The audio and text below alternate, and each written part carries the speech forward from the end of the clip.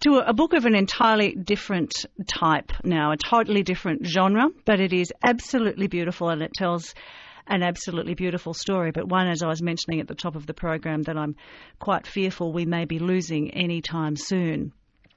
Back in 2000, at the beginning of this decade, beginning of this century, Shane Marden went to Tibet. He's a photographer, and he was going just basically on a journey of exploration, like many young people do. When he was there, though, it so inspired him that he took some of the most beautiful photographs of that area that I have ever seen. In the process, he met the Dalai Lama, which you kind of think, well, of course you do when you go to Tibet. But I think it was a little harder to achieve than that. He's come in now to talk about his beautiful book, which is called Child of Tibet, A Lost Innocence. Shane, great to see you. Good afternoon, Lindsay. How did this start? Go back to that beginning time.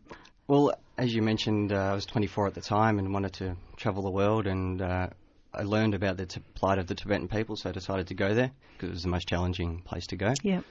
And it's almost impossible to go there now. Yeah, absolutely, because they closed the country down all the time. And I arrived and I was a solo traveller, and I just wanted to see for myself the beauty of the culture and the people and the place, and photographed the children, which is the future of any culture, just to show the world that there is a lot of hope left, and these children are just like children anywhere, and they play and they're happy and they need your support.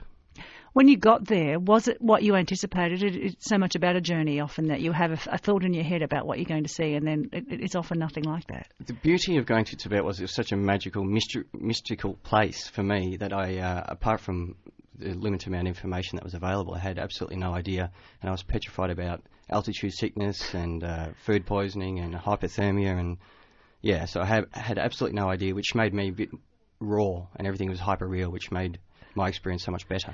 Is it a different experience going to photograph a place, I guess, knowing that you're trying to capture what is there rather than just taking, because I mean you're not in any of those photos, you should say, whereas most holiday shots, it's you standing outside of Pagoda and you're standing outside this mountain, yes. But none of those are like that. You've actually got a very different record of this journey. Did that make it a different experience for you? Oh, absolutely, because you're focused in on looking at things that that normally may bypass you, by children playing on the street or just specific parts of the landscape. And it was it's like being involved in a Tibetan movie as opposed to watching it go by. So. Okay, that's an interesting point of it. Did people react in a different way to you taking those photographs of them? How did they respond to it? Well, generally, because I was photographing children, it was one of awe and amazement, and they'd look at me with these beautiful faces that say, who are you and where are you from? But I had to be careful as well, because being a Chinese control place, I can't walk around and be obvious with what I was doing either. So, were you carrying the camera sort of surreptitiously and you just whip it out? Yeah, when necessary. Right. And because when I met the Dalai Lama, he told me to be careful. There's lots of undercover Chinese police who dress up as monks and a few other things just to catch tourists out and the Tibetans out as well. So. To catch them out doing what? As an example, I took a photo of a family and took me away to their private little altar for the Dalai Lama, which is buried about 10 rooms away, and if they were found out that they had that, then they would be tortured and jailed. I see. So they're very particular of who they speak to about the Tibetan issue and the Dalai Lama. So. And how did you get to meet him? What was the story there? Because it was looking a little dodgy for a while. That it was never going to happen. Yeah. Had major issues getting to India where I met him, but I finally made it after cancelled planes and lots of other issues. And I just turned up to the front gates where he was staying at the Tibetan University and had tea with his official aide, and he said to come back the following day, and I came back, and then he informed me that he was ordaining monks all day and had a CNN interview at 1 o'clock and there was no time. And here was me, a little boy from Murrumbeena, saying, well, this is my only day here. Can you do something about it? And, the compassion of the Dalai Lama showed, because he gave me that half an hour between 12:30 and 1, which I turned up late for. And kept CNN waiting. Yeah, you've got to admire that. Oh, that was the best part about it. I was 10 minutes late and he still gave me the half an hour and kept CNN waiting. So great. Yeah. Isn't that great? Why did you particularly want to meet him? Was that something did you do that at the beginning of the journey or toward the end of the journey? At the beginning of the journey, yeah. Explain that. Why did you so want to meet him? He's a spiritual leader of the Tibetan people, and I just wanted to be quite honest with you, it was the idea of my travel agent. She said, why don't you go meet the Dalai Lama? Right. So that was, which I hadn't thought about previous to that, and that was essentially the motivation. But then once knowing about him and what he does, it was very necessary for me to meet him before I did the book. So. I remember talking to Michael Palin about this many years ago when he was doing his journey along the Himalayas, and he met the Dalai Lama while he was there. And he was saying that you always go in, talking about expectation, you always go in and meet someone like the Dalai Lama or the Pope or whoever that is, or former President Clinton or Obama or whoever it might be that you admire tremendously. Yeah. With this thought of, I need to conduct myself a certain way. I wonder what they're going to be like, and hope they put me at my ease, and I hope I'm kind to them. And you have all of these ideas in your head that you think about for the 24 hours leading up to the moment, and then suddenly you're in there, and all of those go out of your head, and it's really in the end up to them, up to the person that you're meeting, who controls the vibe, if you like, of that meeting. And Michael Palin said the funniest thing was when he met the Dalai Lama. He had just returned from the United States, the Dalai Lama had.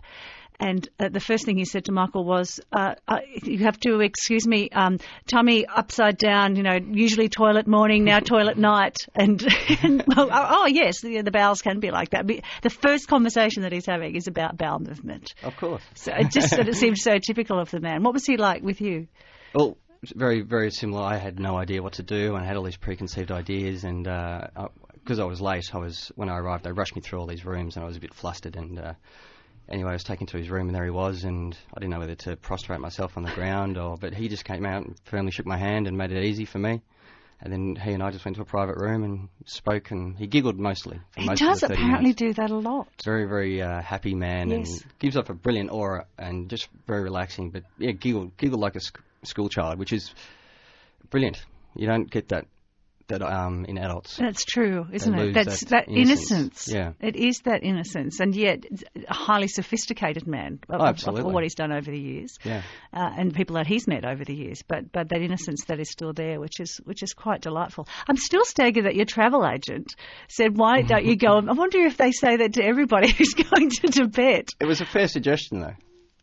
I suppose it was, because you probably wouldn't have thought about it yourself. Well, no, because I've never done anything like this before, so who am I to say, well, yes, I'm going to go meet the Dalai Lama. It's true. But once the idea was planted, I'm a very determined individual, and away you went. Away I went. The Dalai Lama gave you some gifts. Yes, didn't he? Gave me some blessed gifts. To do what with? To hand out to Tibetans in Tibet. Gave me some red bands, which are blessed, and they by 10 different prayer ceremonies, which they put around their neck, and these little seeds, which were also blessed by him. And just to hand out to Tibetans, but he told me to be careful of who to give them to, just in case. Well, in some ways, people like you are his conduit to his people, really. Absolutely. Because he can't live there himself. For sure. It was an awesome feeling being a disciple of his word and in Tibet. And people, when I gave the gifts to families, they'd touch my head and scream, and just because I'd met him. And that was empowering and humbling all at the same time. Shane Marden is with me and with you this afternoon at 774 ABC Melbourne. His book is called Child of Tibet, A Lost Innocence, and we'll get to some of the photographs and the places that you went to, because I can't even imagine what it must have been like to be in some of these places. Sakya, which was, I think, is that a place that you went to? There's a little boy. I'm glad I found this photograph because I'd forgotten about it. Because I want that. I'm sorry, you can't see this, but it's a little boy wearing a little coat, and he's standing there. He's got his right hand in his pocket, and it's like a model on a catwalk in Milan. Yeah, it's fantastic. Tell me the story about him. Oh, it's funny. Because I was in the middle of winter, I was the only traveller there, so everywhere I went, I was followed. And by the children, so every move I did, they mimicked. And when I turned around with my camera, they'd fall into a pose. And whether it was through other tourist training or he was naturally a model, but the pose he fell into was fantastic, particularly with his 1930s jacket that you would have seen in Australia. A quilted jacket. Yeah. It's just superb. Shane, what's the story of the book? You put this together yourself, haven't you? You've self-published? Yeah, self-published and photographed and wrote, and a friend of mine and I, we designed it together. And it was all about... I'm fortunate living here in Australia. Place is free, and I'm passionate about freedom and don't like injustice and also human rights. And Tibet just rung a chord with me, so I wanted to tell the world that it's a beautiful place. You should visit if you get the chance, if you're allowed to, and don't forget about them. It's a tribute to you and a tribute to them, which is what you wanted Absolutely. It to be in the end anyway. Child of Tibet, A Lost Innocence, and the forward by the Dalai Lama himself. Shane Marden is the author and the photographer. And if you'd like to get a hold of it, or at least have a look at some of the photographs, go to childoftibet.com, and that'll be on our website a little later this afternoon as well.